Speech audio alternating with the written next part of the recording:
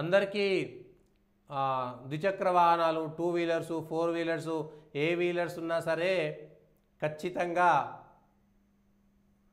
High security number ప్లేట్లు ఉండాల్సిందే. High security number ప్లేట్లు ఉండాల్సిందే.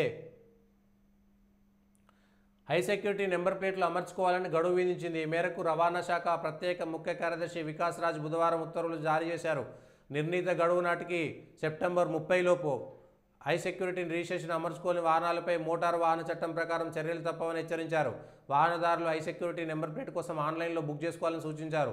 నిర్ణీత గడువులోగా నెంబర్ ప్లేట్లు అమర్చుకొని వాహనానికి బీమా రెన్యువల్ అనుమతించరాదని ఆయా సంస్థలకు మార్గదర్శకాలు జారీ చేశామని, కాలుష్య సర్టిఫికేట్ సైతం జారీ చేయబోమని స్పష్టం చేశారు.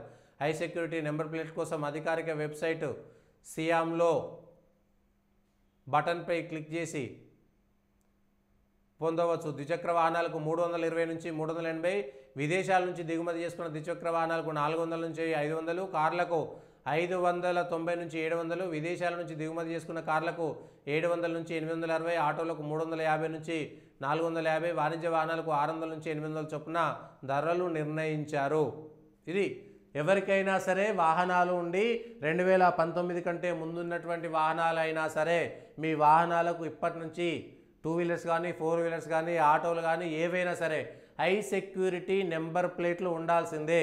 ఈ నెంబర్ ప్లేట్ల కోసం మీ దగ్గర ఉన్నటువంటి మీరు ఎక్కడైతే బండ్లు కొన్నారో ఏమంటారు షోరూమ్లకు కానీ లేకపోతే మీ దగ్గర ఉన్నటువంటి రవాణా శాఖ దగ్గరికి వెళ్ళి కానీ లేకపోతే ఆన్లైన్ అవకాశం ఉన్నటువంటి ఆన్లైన్లో కానీ బుక్ చేసుకొని మీ బండ్లకు సంబంధించినటువంటి పాత 2019 నుంచి హై సెక్యూరిటీ నెంబర్ ప్లేట్లే ఇస్తున్నారు. అంతకు ముందున్నటువంటి లేదా ఆ తర్వాత కూడా ఎవరైనా హై సెక్యూరిటీ నెంబర్ ప్లేట్లు పెట్టుకోకపోతే వాటన్నిటికీ కూడా ఖచ్చితంగా సుప్రీంకోర్టు ఉత్తర్వుల ప్రకారము జాతీయ భద్రతకు సంబంధించినటువంటి అంశం పేరు మీద ఇప్పుడు హై సెక్యూరిటీ నెంబర్ ప్లేట్లు వాడాల్సిందే.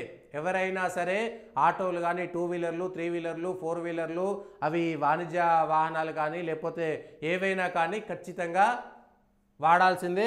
దానికి సంబంధించి SIAM.inలో వెళ్తే కనుక అందులో బుక్ చేసుకోవచ్చు అనేటువంటి మాట చెబుతున్నారు. లేకపోతే ఇది సెప్టెంబర్ 30, ఇది ఏప్రిల్, మే, జూన్, జూలై, ఆగస్టు, సెప్టెంబర్ దాకా అవకాశం ఉన్నది. ఈలోపు ఒకేసారిగా రోడ్ల మీద పడి అందరూ ఒకేసారి వెళ్లకుండా వారి స్లాట్ బుక్ చేసుకునేటువంటి విధంగా ఉండి ఎక్కువ సంఖ్యలో వీటికి అవకాశం కూడా కల్పించాలి. లేకపోతే మళ్ళీ ఇబ్బంది, రోడ్ల మీద నిలబడి ప్రజలను ఇబ్బంది పెట్టే అవకాశం కూడా ఉంది పోలీసులు. కాబట్టి ఖచ్చితంగా ఈ విషయం పైన ఎవరైనా సరే చదువుకున్నటువంటి వాళ్ళు ఉంటారు, ఎప్పుడూ ఉంటాయి 30 ఏళ్ళ కింద బండి ఉంటుంది, ఆ బండి నెంబర్ ఎక్కడ ఉంటుందో ప్లేట్ ఎక్కడ ఉంటుందో కూడా తెలియదు. ఇవాళ పాలు పోసేటోళ్ళు ఉంటారు. ఇక గ్రామాలలో ఉండేటువంటి వాళ్ళ పరిస్థితి అది ఎప్పుడో ఉంటుంది, ఎవరిదో ఉంటుంది. ఏదో ఒక పాత బండి పట్టుకొని బావి దగ్గరకో ఇంటి దగ్గరకో లేకపోతే తాళ్ళకో తంగళ్ళకో పోయేటువంటి వాళ్ళ పరిస్థితి ఏమిటి? ఎప్పుడో పాత బండ్లు ఉంటాయి, అవి 20-30 సంవత్సరాల బండ్లు ఉంటాయి. వాటికి సంబంధించినటువంటి నెంబర్ ప్లేట్లకు సంబంధించి ఎవరి పేరు మీద రిజిస్ట్రేషన్ అయిందో కూడా తెలియనటువంటి బండ్లు ఉంటాయి. ఇప్పుడు వాటి పరిస్థితి ఏంటి? వాళ్ళు ఏం చేయాలి?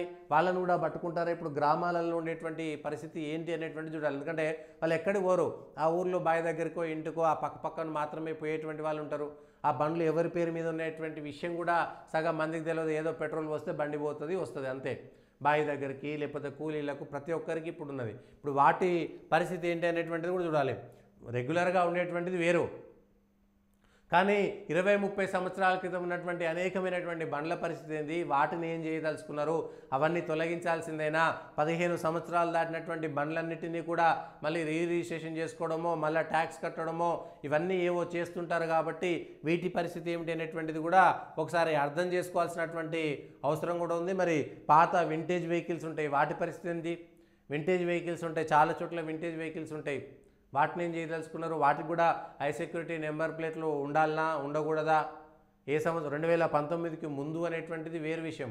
కానీ 20-30 సంవత్సరాల నెంబర్ ప్లేట్లను ఏం చేస్తారు అనేటువంటి అంశం పైన కూడా క్లారిటీ ఇవ్వాల్సినటువంటి అవసరం కూడా ఉన్నది. వాటిని ఏం చేస్తారు? గ్రామాలలో కూడా ఇప్పుడు గ్రామాలలో ఊర్లలోకి పోయి రోడ్ల మీద బండ్లు నడిపేటోళ్ళను వాళ్ళను కూడా పోలీసులు వేధిస్తున్నారు. ఏదో తాళ్ళెక్కడానికి పోయేటువంటి వాళ్ళు బావి దగ్గర పోతారు, ఏదో గడ్డి మోపు లేకపోతే యూరియా బస్తాలు వేసుకొని పోతుంటారు వస్తుంటారు. వాటికి నెంబర్లు ఉండయి, ప్లేట్లు ఉండయి, ఏదో అనామతిగా గుడ్డిగా నడిపించుకుంటుంటారు వాటిని. వాళ్ళ పరిస్థితి ఏమిటి? భారతదేశంలో ఇవన్నీ మనం చెప్పలేనటువంటి స్థితి. కొత్తగా కొనేటువంటి వాళ్ళైతే అన్ని రూల్స్ ఉంటాయి, కానీ పాత ఎప్పటియో ఉంటాయి అవి, ఎందుకంటే ఎప్పుడో కొని ఉంటాయి అవి, వాటి 5,000కో 2,000కో 3,000కో 10,000 లోపు దొరికిన బండ్లన్నీ కూడా అట్లనే ఉండిపోతాయి. వాటన్నిటిని ఏం చేయాల్సినటువంటి పరిస్థితి ఇప్పుడు? అది ఎవరి పేరు మీద ఉందో కూడా తెలియనటువంటి పరిస్థితి.